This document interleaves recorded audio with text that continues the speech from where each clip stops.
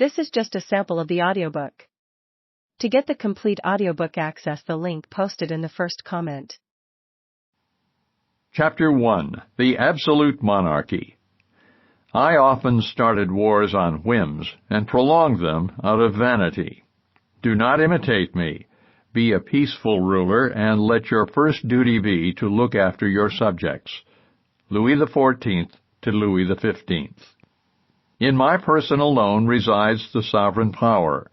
To me alone belongs the legislative power, unconditional and undivided. All public order emanates from me. My people and I are one. Louis XV. Two fascinating personalities dominated French policy throughout the 7 Years' War, Louis XV and Madame de Pompadour. The king and his mistress were the only characters who remained at France's center stage from the war's beginning to its end. French policy, however, was shaped by more than two people. Their power and glamour can obscure just how decisions were made and carried out. As in any political system, policies emerge from a perpetual multi-stranded tug-of-war among shifting personalities, factions, institutions, and issues.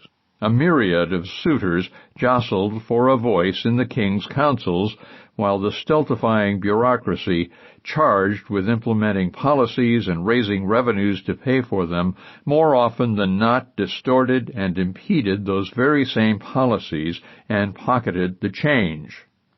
So an exploration of Versailles' policies toward New France during the 7 Years' War only begins with Louis and Pompadour. The matrix of rival formal and informal power holders and seekers struggling against each other within Versailles must be mapped out and then set within the confines of the realm's broader economic and cultural straitjackets. And even that only partly explains what happened to New France. The impact of the international distribution of military, economic, diplomatic, and colonial power will await the next two chapters. Louis and Pompadour. Louis XV was plopped atop the throne at age 5 on September 1, 1715, and there he remained for the next 59 years until his death on May 10, 1774. Despite his long reign, he never quite escaped the shadow of his great-grandfather, Louis XIV. The Sun King was a tough act to follow. Louis XIV had tamed a rebellious nobility by locking it up in the gilded cage of Versailles. To divert his nobility's ambitions, wealth, and power, he constructed a vast, intricate theater of the absurd, in which everyone had a role, however frivolous, in serving him. The king deliberately made a spectacle of himself, from his morning lever or official rising to his nightly coucher or official retirement. The court crowded into his chambers to gaze on his every move. The favored were allowed bit parts in the endless theater, slipping shoes on his royal feet or a robe around his royal body. While Louis XIV reveled in the world he created, his great-grandson thoroughly loathed the legacy. But Louis XV could resign himself to his fate by reflecting that the endless pomp was part of the price of wielding nearly absolute power.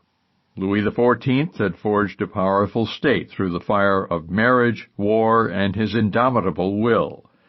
The state was indeed his. He ruled and spent its money as he decreed. When the burdens of rule seemed too onerous, he could always divert himself by beckoning to one or more beauties from his royal harem. The Sun King tangled more than the French nobility in his web of etiquette. Great and petty rulers alike across Europe strove to imitate the splendor and silliness of Versailles.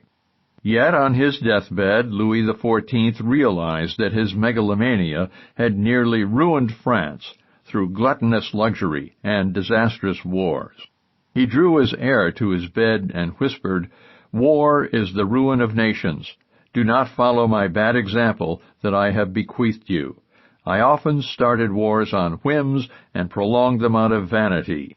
Be a peaceful ruler, and let your first duty be to look after your subjects."